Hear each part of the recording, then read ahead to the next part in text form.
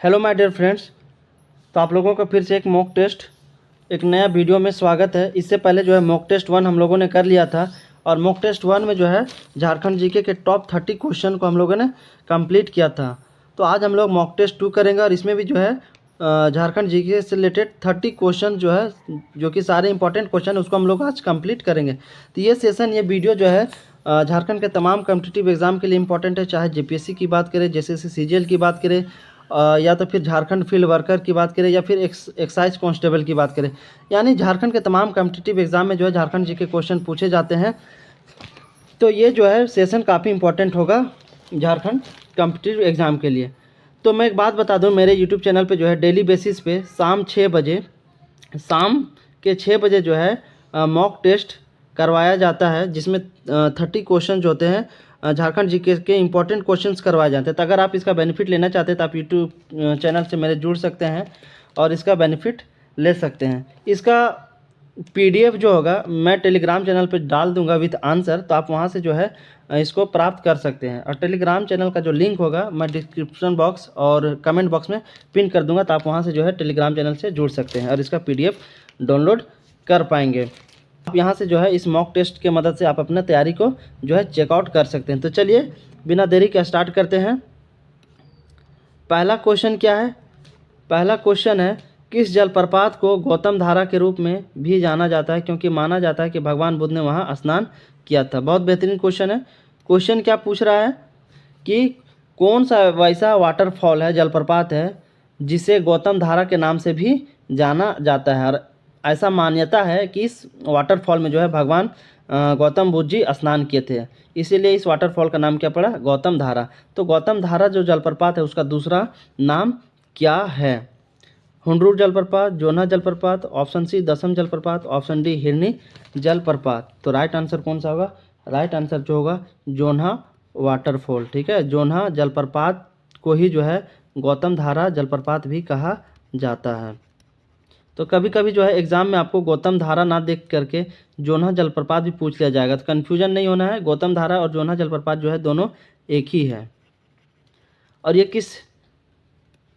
किस नदी पर स्थित है? तो ये जो है रांची में स्थित है और ये राड़ू नदी पर स्थित है।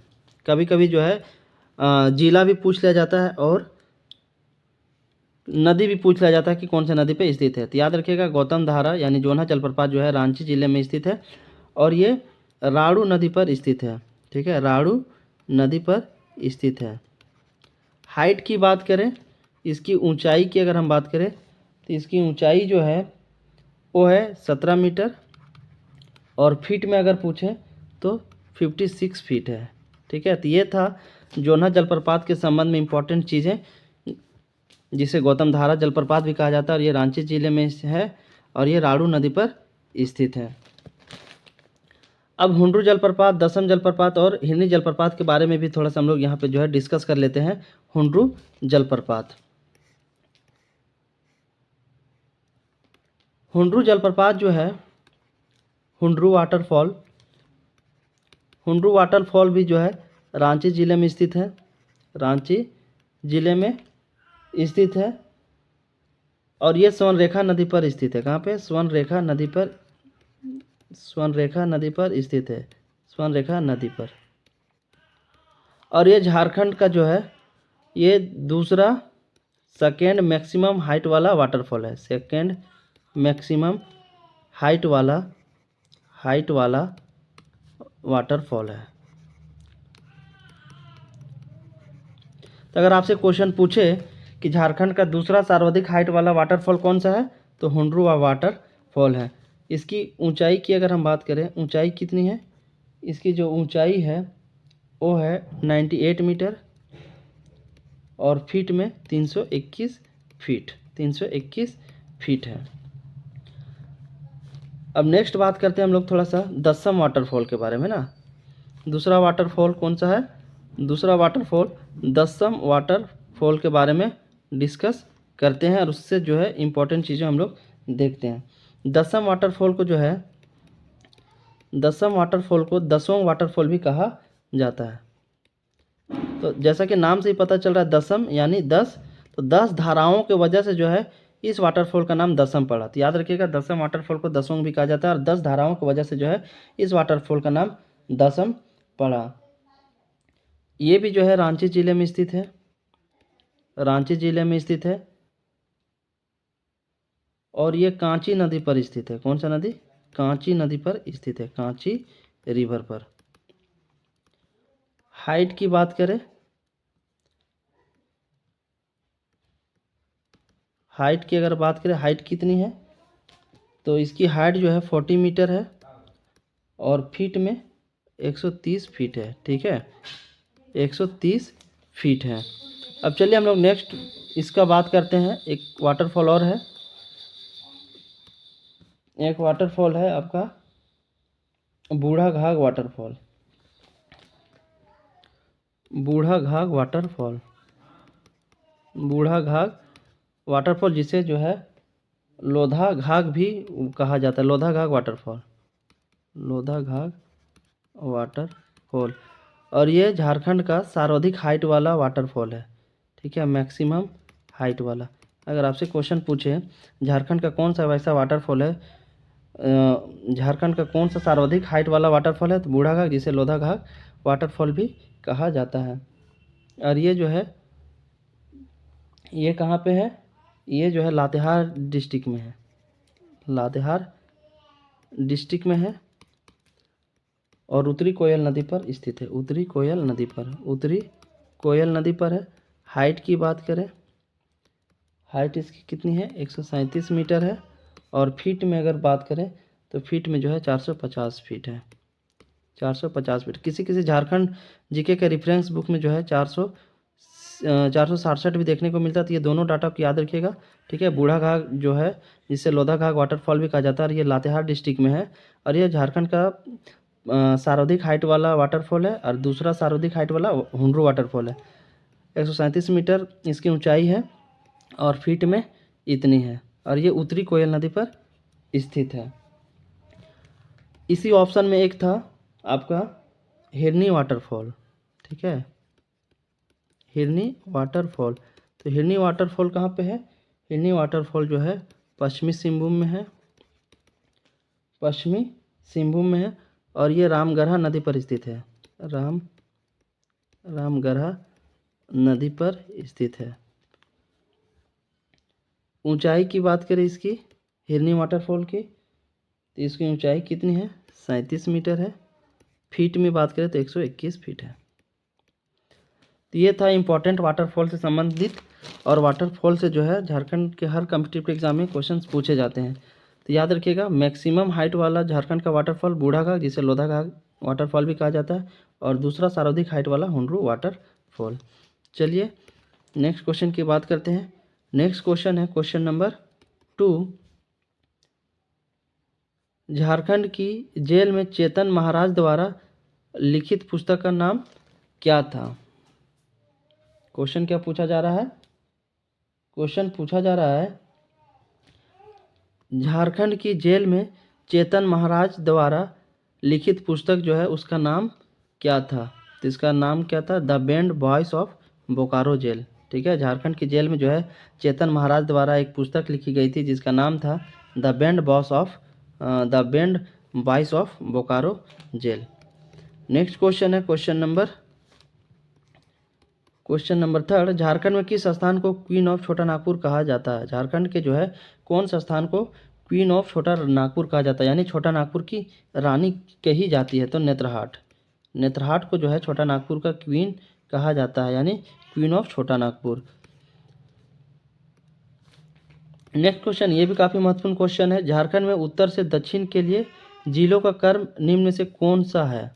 क्वेश्चन क्या पूछा जा रहा है? उत्तर से दक्षिण, देखिए कंफ्यूज नहीं होना, उत्तर से दक्षिण पूछा जा रहा है। उत्तर से दक्षिण के लिए जिलों का क्रम कौन सा सही है आपको बताना है।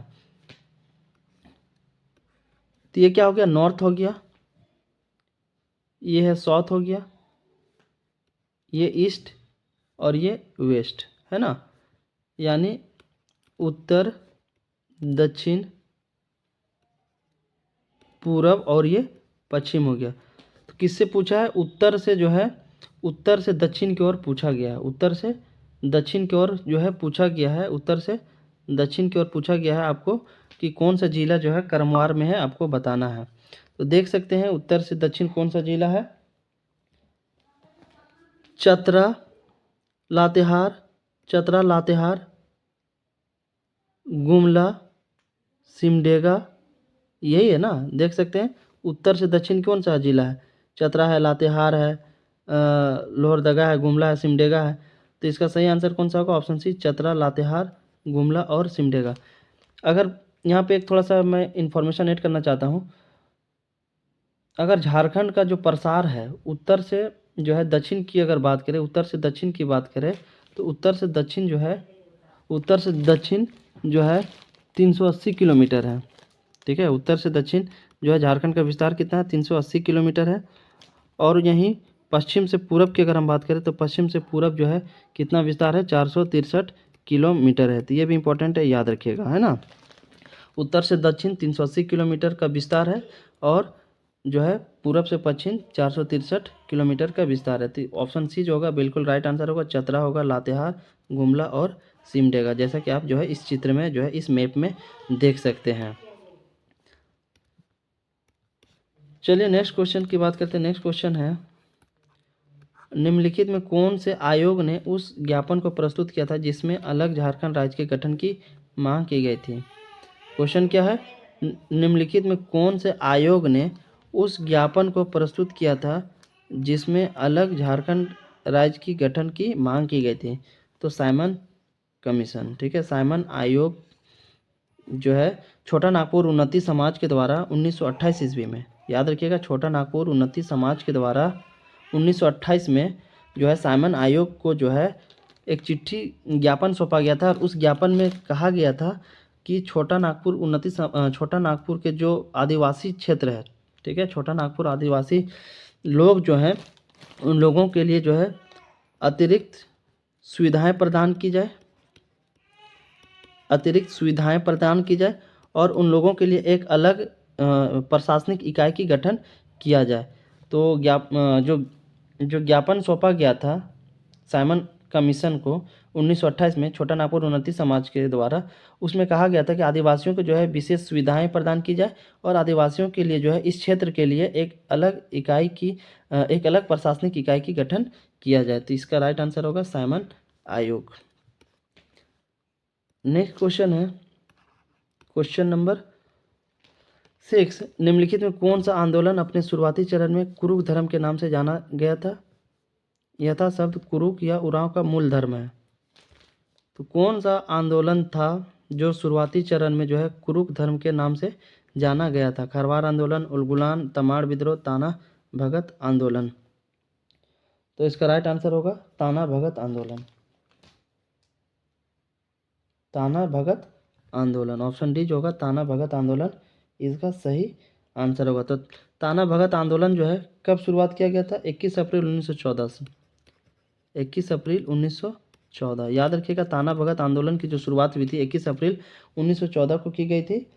और किसके नेतृत्व में किया गया था? तो जतरा भगत के नेतृत्व में जो है गुमला से शुरू हुआ था।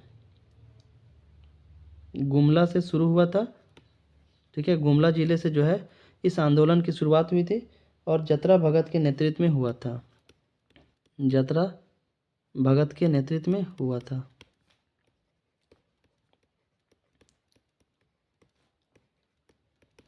तो फाइनली ऑप्शन डी जो है सही है। तो मॉक टेस्ट जो होता है काफ़ी इंपॉर्टेंट होता है। मॉक टेस्ट जो होता है हर कॉम्पिटिटिव एग्ज़ाम के लिए आपको जो है आप अपना तैयारी मॉक टेस्ट की मदद से आप एनालाइज कर पाएंगे, क्योंकि मॉक टेस्ट जो है बहुत इंपॉर्टेंट होता है। तो फिर जो है कल शाम 6 बजे आपको इसी तरीके से टॉप 30 झारखंड जीके के क्वेश्चंस आपको मिल जाएंगे। चलिए नेक्स्ट क्वेश्चन की बात करते हैं। क्वेश्चन नंबर 7, झारखंड का ध्रोका निम्नलिखित में से किस शिल्पकला से संबंधित है? झारखंड का ध्रोका जो है इनमें से किस शिल्पकला से संबंध रखता है? कागज, लकड़ी, धातु, ऑप्शन डी पुष्प। तो राइट आंसर होगा धातु। झारखंड का ध्रोका जो है ध्रोका शिल्पकला धातु से संबंधित है। नेक्स्ट क्वेश्चन, झारखंड पंचायती राज अधिनियम 2001 को पंचायत राज में महिलाओं के लिए आरक्षण की कितनी प्रतिशत प्रदान करने के लिए संशोधित किया गया था? 12%, option B 22.5%, option C 30%, option D 50%। तो इसका राइट आंसर होगा 50%। झारखंड पंचायती राज अधिनियम 2001 में जो है पंचायत राज में महिलाओं के आरक्षण के लिए जो है संशोधित किया गया था, और कितना आरक्षण किया गया था? 50%। ठीक है, 50% देने के लिए जो है झारखंड पंचायती राज अधिनियम 2001 में संशोधित किया गया था।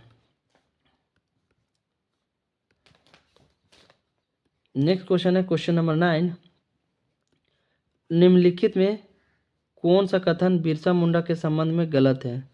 बिरसा मुंडा के संबंध में कौन सा ऑप्शन गलत है?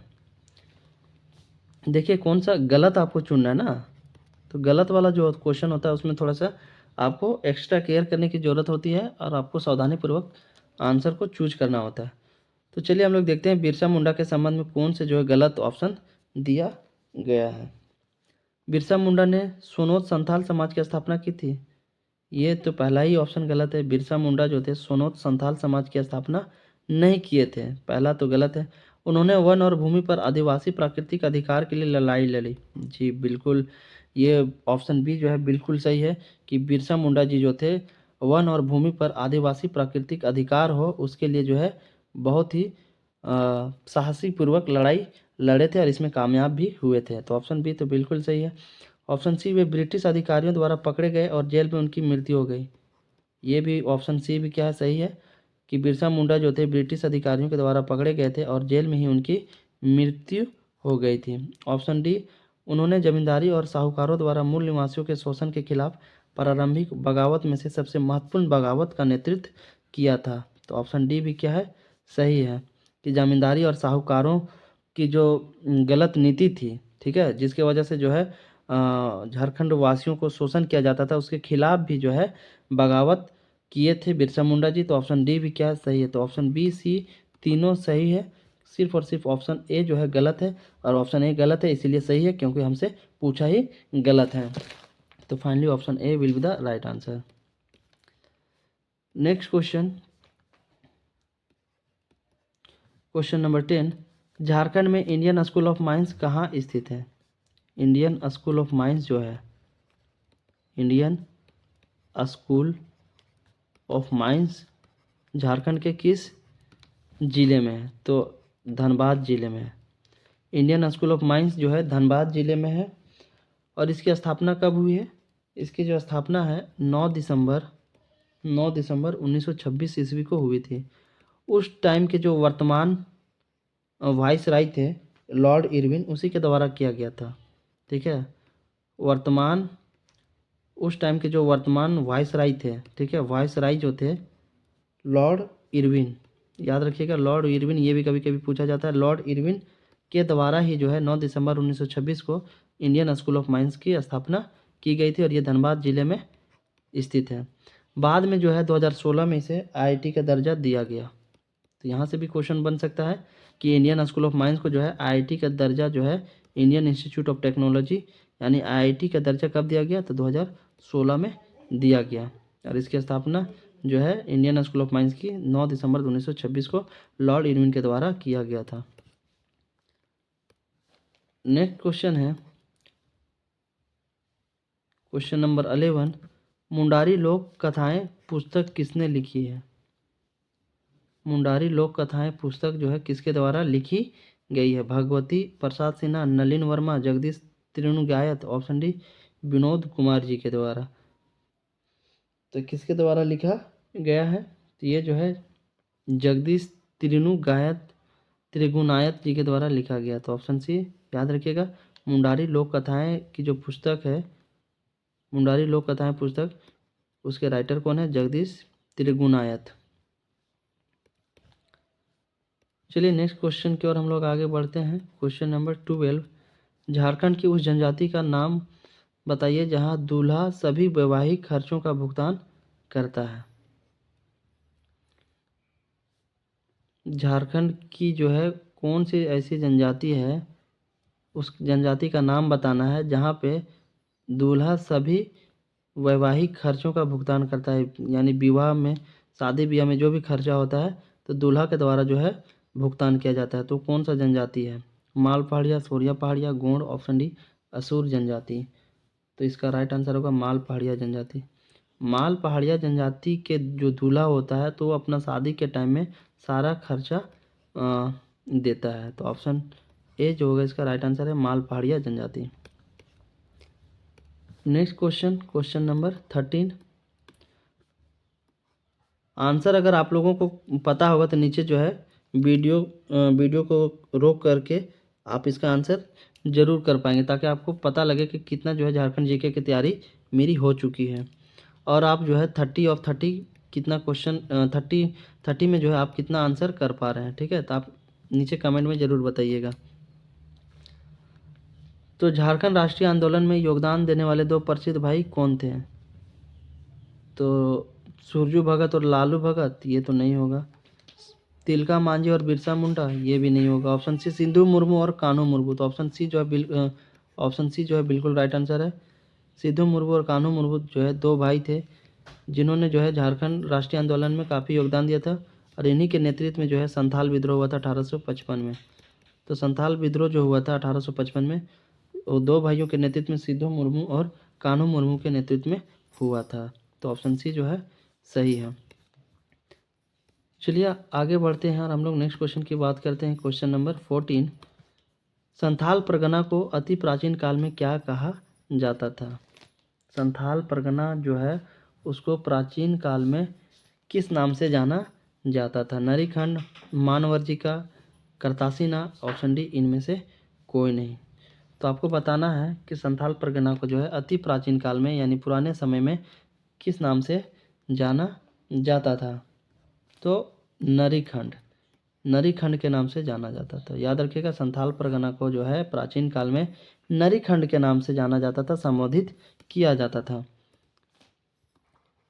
Next question number 15। सपाहोड़ आंदोलन किस आदिवासी समुदाय से संबंधित है? मुंडा, हो, संथाल, ऑप्शन डी खड़िया। तो संथाल जनजाति से। सपाहोड़ आंदोलन जो है वो संथाल समुदाय से संबंधित है। तो याद रखिएगा सपाहोड़ आंदोलन जो है, और सपाहोड़ आंदोलन भी जो है ये काफ़ी महत्वपूर्ण आंदोलन था, और ये 1870 में जो है शुरुआत हुई थी। ठीक है, याद रखिएगा सपाहोड़ आंदोलन कब हुआ था? 1870 में हुआ था, और ये जो है संथाल समुदाय से संबंधित है ये आंदोलन। चलिए हम लोग नेक्स्ट क्वेश्चन की ओर आगे फटाफट बढ़ते हैं। Question number 16। अंडी और ओपोत्रिपी नाम से प्रचलित विवाह किस आदिवासी समुदाय से संबंधित है? अंडी और ओपोत्रिपी नाम से जो प्रचलित है, फेमस है, एक विवाह का प्रकार है, वो किस आदिवासी समुदाय से संबंधित है? हो जनजाति, पहाड़िया, मुंडा, ऑप्शन डी उरांव जनजाति। तो राइट आंसर होगा हो जनजाति। अंडी और ओपोत्रिपी नाम से जो प्रचलित विवाह है ये हो जनजाति, हो समुदाय से संबंधित है। तो ऑप्शन ए इसका बिल्कुल सही आंसर है। नेक्स्ट क्वेश्चन है क्वेश्चन नंबर 17। महुआ टांड़ अभ्यारण्य झारखंड के किस जिले में स्थित है? महुआ टांड़ अभ्यारण्य जो है झारखंड के कौन से जिले में स्थित है? आपके ऑप्शन है Palamu, Koderma, option C Chatra, option D Latehar. तो राइट आंसर होगा लातेहार जिला। ठीक है, याद रखिएगा महुआ टांड़ अभ्यारण्य जो है लातेहार जिले में स्थित है। इसकी क्षेत्रफल की बात करें तो क्षेत्रफल कितना है? क्षेत्रफल जो है 63.25 स्क्वायर किलोमीटर है, और इसकी स्थापना 1976 में हुई। तो झारखंड में जितने भी मैक्सिमम अभ्यारण्य जो है वो उसकी स्थापना 1976 में ही हुई है। तो अभ्यारण्य से जो है क्वेश्चन किस तरीके का बनता है कि कौन सा अभ्यारण्य किस जिले में है और उसकी स्थापना कब हुई है? तो लातेहार में जो है महुआ टांड़ अभ्यारण्य है, और इसकी क्षेत्रफल 63.25 स्क्वायर किलोमीटर है, और इसकी स्थापना 1976 को की गई है। और ये अभ्यारण्य जो है महुआ टांड़ अभ्यारण्य ये भेड़िया और हिरन के लिए विख्यात है, भेड़िया और हिरन के लिए जो है फेमस है। तो याद रखिएगा, महुआ टांड़ अभयारण्य जो है लातेहार जिला में है और इसकी स्थापना 1976 को हुई है। अब नेक्स्ट बात करते हैं पलामू अभयारण्य। पलामू अभयारण्य जो है झारखंड का सबसे बड़ा अभयारण्य है। पलामू अभयारण्य जो है झारखंड का सबसे बड़ा अभयारण्य है। ठीक है, झारखंड का सबसे बड़ा अभयारण्य, सबसे बड़ा अभयारण्य है, याद रखिएगा। ये भी क्वेश्चन जो है कई बार पूछा गया, झारखंड का सर्वाधिक यानी मैक्सिमम क्षेत्रफल वाला जो अभयारण्य है कौन सा है? पलामू अभयारण्य है। इसकी क्षेत्रफल की बात करें, क्षेत्रफल कितनी है? तो क्षेत्रफल जो है 794 स्क्वायर किलोमीटर है और नाम से ही पता चल रहा है ये कौन से ज़िले में है? पलामू ज़िले में है और इसकी भी स्थापना जो है 1976 को की गई है। पलामू अभयारण्य जो है इसकी भी स्थापना 1976 को की गई है और ये झारखंड का सबसे बड़ा अभयारण्य है। और ये अभयारण्य जो है हाथी और सांभर के लिए अधिक फेमस है, हाथी और सांभर के लिए ज़्यादा फेमस है। अब नेक्स्ट बात करते हैं हम लोग कोडरमा अभयारण्य। कोडरमा में 2 अभयारण्य है, ठीक है, याद रखिएगा। कोडरमा में जो है, कोडरमा में 2 अभयारण्य है। पहला अभयारण्य जो है कोडरमा अभयारण्य के नाम से ही जाना जाता है, तो याद रखिएगा कोडरमा में जो है, कोडरमा ज़िले में 2 अभयारण्य जिनका एक नाम जो है ज़िले के नाम से ही रखा गया है, कोडरमा, कोडरमा अभयारण्य ही है। ठीक है, कोडरमा अभयारण्य, इसकी क्षेत्रफल 17795 स्क्वायर किलोमीटर है और इस अभयारण्य की जो स्थापना की गई है 1985 में की गई है। ठीक है, तो याद रखिएगा कोडरमा में 2 अभयारण्य है जिनका एक नाम जो रखा गया है कोडरमा के नाम से रखा गया, जिसका नाम क्या है? कोडरमा अभयारण्य, और इसकी स्थापना 1985 को ही की गई है। दूसरा जो अभयारण्य है कोडरमा में वो है आपका गौतम बुद्ध अभयारण्य। दूसरा कौन सा है? गौतम बुद्ध अभयारण्य, और इसकी भी स्थापना कब की गई है? इसकी स्थापना जो है 1976 को की गई है। तो याद रखिएगा इन सारी चीज़ों को। कोडरमा में 2 अभयारण्य, पहला कोडरमा अभयारण्य जिसकी स्थापना 1985 को की गई। दूसरा जो है कोडरमा जिले में अभयारण्य है गौतम बुद्ध अभयारण्य और इसकी स्थापना 1976 को की गई। इसकी क्षेत्रफल की अगर हम बात करें तो क्षेत्रफल जो है 259 स्क्वायर किलोमीटर है। अब एक बच जाता है चतरा अभयारण्य। चतरा अभयारण्य, तो चतरा में जो है लावालोंग अभयारण्य है। चतरा जिले में जो है लावालोंग अभयारण्य, लावालोंग अभयारण्य, और इसकी स्थापना 1978 को की गई है। 1978 को की गई है। क्षेत्रफल की बात करें तो 207 स्क्वायर किलोमीटर है। तो देख सकते हैं एरिया की दृष्टि से जो है झारखंड का सर्वाधिक क्षेत्रफल वाला जो अभयारण्य है वो है पलामू अभयारण्य। तो ये था सारे अभयारण्य के बारे में संबंधित इन्फॉर्मेशन। आई होप आपको समझ में आ गया होगा। चलिए हम नेक्स्ट क्वेश्चन की बात करते हैं। क्वेश्चन नंबर, छोटा नागपुर काश्तकारी अधिनियम 1908 की धारा डैश के तहत अनुसूचित जनजाति पिछड़ा वर्ग अनुसूचित जाति के भूमि के हस्तांतरण पर प्रतिबंध प्रदान की गई है। देखिए, छोटा नागपुर काश्तकारी अधिनियम 1908 की धारा यानी किस सेक्शन के तहत जो है अनुसूचित जनजाति, पिछड़ा वर्ग और अनुसूचित जाति के जमीन के हस्तांतरण पर जो है रोक लगा दिया गया, प्रतिबंध लगा दिया गया। तो आपको जो है धारा बताना कि जो है CNT एक्ट 1908 का कौन सा सेक्शन है जो इस बात को प्रावधान करता है। 46, 72, 48, ऑप्शन डी 42। तो CNT एक्ट 1908 की कौन सा सेक्शन है, कौन सा सेक्शन है आपको बताना है। तो इसका जो सही आंसर होगा 46। धारा 46 में ये प्रावधान किया गया है कि अनुसूचित जनजाति, पिछड़ा वर्ग, अनुसूचित जाति के जो जमीन होगा उसको हस्तांतरण पर रोक लगा दिया गया है, प्रतिबंधित किया गया है। चलिए नेक्स्ट क्वेश्चन, संथाल परगना काश्तकारी अधिनियम 1949 की धारा 33 के अंतर्गत, देखिए किसके अंतर्गत पूछा जा रहा है, धारा 33 के अंतर्गत कोई भी बंजर भूमि का बंदोबस्ती रद्द करने के योग्य है अगर उसमें डैश कितने वर्ष तक खेती ना किया गया हो।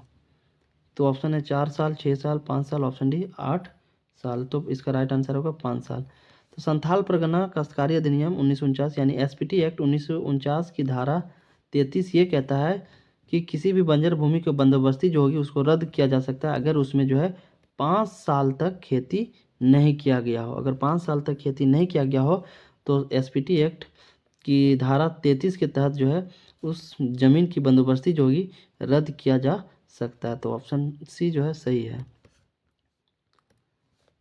नेक्स्ट क्वेश्चन है, मुख्यमंत्री लक्ष्मी लाडली योजना की शुरुआत झारखंड में कौन सा साल किया गया था? आपके ऑप्शन है 2011, 2013, 2014, ऑप्शन डी 2015। तो मुख्यमंत्री लक्ष्मी लाडली योजना की जो शुरुआत हुई थी झारखंड में वो हुई थी 15 नवंबर 2011 को हुआ था। 15 नवंबर 2011 को हुआ था। तो ऑप्शन ए क्या होगा, राइट आंसर होगा। इस योजना का पर्पस क्या था, उद्देश्य क्या था कि जो बीपीएल परिवार के बालिकाएं हैं, ठीक है, जो बिलो पॉवर्टी लाइन है, जो गरीब रेखा से नीचे अपना ज़िंदगी बसर करने वाले जो परिवार है उसकी जो बालिकाएं हैं, उसकी जो बच्चियां हैं, उसको पालन पोषण के लिए शिक्षा सुनिश्चित किया जा सके, इसके लिए जो है मुख्यमंत्री के द्वारा लक्ष्मी लाडली योजना की शुरुआत की गई थी ताकि जो है बीपीएल परिवारों की जो बालिकाएं हैं उसको पालन पोषण हो सके एवं उसकी जो है शिक्षा भी सुनिश्चित किया जा सके। इस योजना का लाभ लेने के लिए जो है मैक्सिमम 2 बच्चे होने चाहिए, ठीक है। मैक्सिमम कितने बच्चे होने चाहिए इस योजना का लाभ लेने के लिए? 2 बच्चे होने चाहिए। और बच्ची को जो है पढ़ाई के लिए रोकना नहीं है। मैट्रिक अगर पास हो गई, ठीक है, मैट्रिक अगर पास हो गई तो मैट्रिक के बाद भी जो है उसकी पढ़ाई नहीं रुकनी चाहिए। और एक कंडीशन क्या है कि 18 वर्ष में शादी नहीं होनी चाहिए, न्यूनतम 18 वर्ष में शादी होनी चाहिए, ठीक है। 18 वर्ष के बाद ही शादी होनी चाहिए, तभी आप इस योजना का लाभ ले सकते हैं। 18 वर्ष से कम में जो है लड़की को शादी नहीं करना है इस योजना के तहत। तो याद रखिएगा, मुख्यमंत्री के द्वारा लक्ष्मी लाडली योजना की जो शुरुआत हुई थी 15 नवंबर 2011 को की गई थी। इसका उद्देश्य ये था कि बीपीएल परिवारों की जो बालिकाएं हैं उसका पालन पोषण और शिक्षा सुनिश्चित किया जा सके। और इस योजना को फ़ायदा लेने के लिए जो है कंडीशन लगाया गया था कि 2 मैक्सिमम बच्चे होने चाहिए और न्यूनतम 18 वर्ष में शादी होनी चाहिए और पढ़ाई जो है बच्ची का किसी भी हाल में रुकनी नहीं चाहिए, तभी जो है इस योजना का आप लाभ ले सकते थे। नेक्स्ट क्वेश्चन है, CAMPA, ठीक है, कैंपा से तात्पर्य है, कैंपा से क्या तात्पर्य है? तो कैंपा से क्या तात्पर्य है आपको बताना है। तो झारखंड प्रतिपूरक वनीकरण कोष प्रबंधन एवं योजना पदाधिकरण, ये तो सही है। झारखंड प्रतिपूरक वनीकरण कोष प्रबंधन एवं योजना प्राधिकरण, यही इसका सही आंसर होगा। झारखंड प्रतिपूरक वनीकरण कोष प्रबंधन एवं योजना प्राधिकरण। चलिए नेक्स्ट क्वेश्चन की ओर आगे हम लोग बढ़ते हैं। राष्ट्रीय हरित मिशन भारत निम्नलिखित में से किस राज्य में मौजूद वनों का घनत्व में सुधार करने के उद्देश्य से भारत सरकार द्वारा शुरू की गई? राष्ट्रीय हरित मिशन भारत निम्नलिखित में से किस राज्य में मौजूद वनों का घनत्व यानी वनों की जो है डेंसिटी बढ़ाया जा सके, उसमें सुधार किया जा सके, इस उद्देश्य से जो है राष्ट्रीय हरित मिशन की शुरुआत की गई थी। तो भारत का कौन सा वैसा राज्य है? तो झारखंड, मध्य प्रदेश, दोनों राज्यों में, ऑप्शन डी इनमें से कोई नहीं। तो झारखंड राज्य में, किसमें? झारखंड राज्य। तो राष्ट्रीय हरित मिशन के तहत जो है भारत का झारखंड राज्य जो है इसी में जो है शुरुआत किया गया था, इस राज्य में। नेक्स्ट क्वेश्चन है, गायब होता हुआ देश उपन्यास के लेखक कौन है? गायब होता हुआ देश के उपन्यास के लेखक, राइटर कौन है? निर्मला पुतुल, रजत वर्मा, श्रवण कुमार गोस्वामी, ऑप्शन डी नरेंद्र। तो राइट आंसर होगा नरेंद्र। गायब होता हुआ देश जो है क्या एक उपन्यास है और इस उपन्यास के लेखक कौन है? नरेंद्र जी हैं। नेक्स्ट क्वेश्चन है, कोचे कड़वा नाटक के रचनाकार कौन है? कोचे कड़वा नाटक जो है इसके रचनाकार कौन है, रचयिता कौन है? सुलेमान मुर्मू, नारायण सोरेन, पंचानन मार्डी, रघुनाथ मुर्मू। तो सुलेमान मुर्मू। कोचे कड़वा नाटक के जो रचनाकार है वो कौन है? सुलेमान मुर्मू है।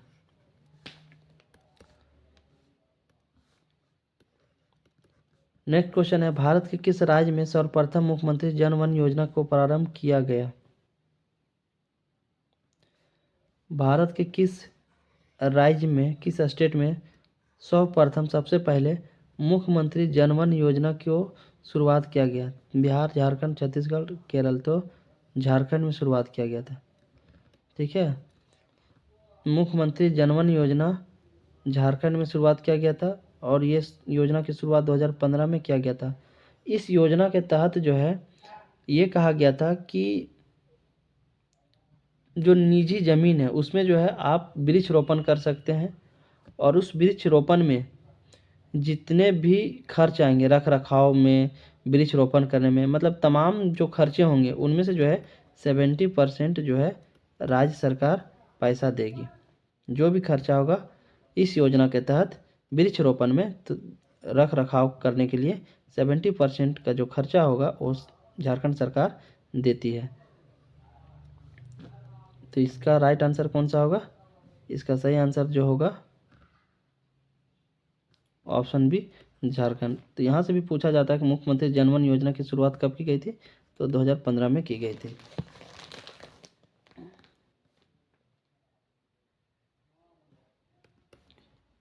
नेक्स्ट क्वेश्चन है, झारखंड में विधवाओं के लिए लागू भीमराव अंबेडकर आवास योजना के तहत वित्तीय वर्ष 2016-17 में कुल निर्मित किए जाने वाले आवासों की संख्या कितनी है? झारखंड में जो विधवाओं के लिए आवास मिलता है जिसका नाम क्या है? भीमराव अंबेडकर आवास। तो इस योजना के तहत जो है वित्तीय वर्ष 2016 में जो है कितने आवासों को निर्मित किया गया था, बनाया गया था? 8,000, 9,000, ऑप्शन सी 10,000, ऑप्शन डी 11,000। तो राइट आंसर होगा 11,000। भीमराव अंबेडकर आवास योजना के तहत वित्तीय वर्ष 2016 में जो है 11,000 आवासों को जो है बनाया गया था। नेक्स्ट क्वेश्चन है, झारखंड सरकार द्वारा योजना बनाओ प्रयास की शुरुआत कब की गई? 2011, 13, 14, 2000, ऑप्शन डी 2016। तो 2016 में 2016 में जो है झारखंड सरकार द्वारा योजना बनाओ प्रयास की शुरुआत की गई थी। योजना बनाओ की जो शुरुआत हुई थी झारखंड सरकार द्वारा 2016 में हुई थी। नेक्स्ट क्वेश्चन है, स्वतंत्रता सेनानी पोटो सरदार किस जनजाति से संबंधित थे? पोटो सरदार क्या थे? ये एक स्वतंत्रता सेनानी है। क्वेश्चन पूछा जा रहा है पोटो सरदार जी जो है इसकी किस जनजाति से संबंधित थे, किस जनजाति से संबंध था? उरांव, गोंड, मुंडा, ऑप्शन डी नागवंशी। तो राइट आंसर होगा मुंडा। पोटो सरदार जी जो थे इनका संबंध मुंडा जनजाति से था। नेक्स्ट क्वेश्चन है, मरांग गोमके किसे कहा जाता है? मरांग गोमके किसे कहा जाता है? जयपाल सिंह मुंडा को, KNC को, शिबू सोरेन, ऑप्शन डी बिरसा मुंडा जी को। तो राइट आंसर होगा जयपाल सिंह मुंडा जी को। आदिवासियों के द्वारा जो है जयपाल सिंह जी को एक उपाधि दी गई थी मरांग गोमके। मरांग गोमके का मतलब होता है बड़े भाई। ठीक है, बड़े भाई, आदर्श भाई के रूप में जो है कहा जाता है। तो जयपाल सिंह मुंडा जी को मुंडा यानी आदिवासियों के द्वारा एक उपाधि दी गई थी जिसका नाम था मरांग गोमके। और मरांग गोमके का जो अर्थ होता है बड़े भाई यानी गुरु जी के तौर पे, है ना, गुरु जी। तो ऑप्शन ए राइट आंसर होगा। नेक्स्ट क्वेश्चन है, मुंडा मानकी व्यवस्था को किस अंग्रेज पदाधिकारी ने मंजूरी दिया था? मुंडा मानकी शासन व्यवस्था जो है, जैसा कि पता है कि झारखंड में अलग अलग जनजातीय व्यवस्था पाई जाती है, तो मुंडा मानकी शासन व्यवस्था जो था उसको किस अंग्रेज पदाधिकारी जो है मंजूरी दिया था? Thomson, Carlyle, Cleveland, option D Thomas Willingson. तो थॉमस विलिंगसन जी के द्वारा जो है मुंडा मानकी व्यवस्था को मंजूरी दी गई थी। थॉमस विलिंगसन कौन था? एक अंग्रेजी पदाधिकारी था जिसके द्वारा मुंडा मानकी व्यवस्था को मंजूरी दिया गया था।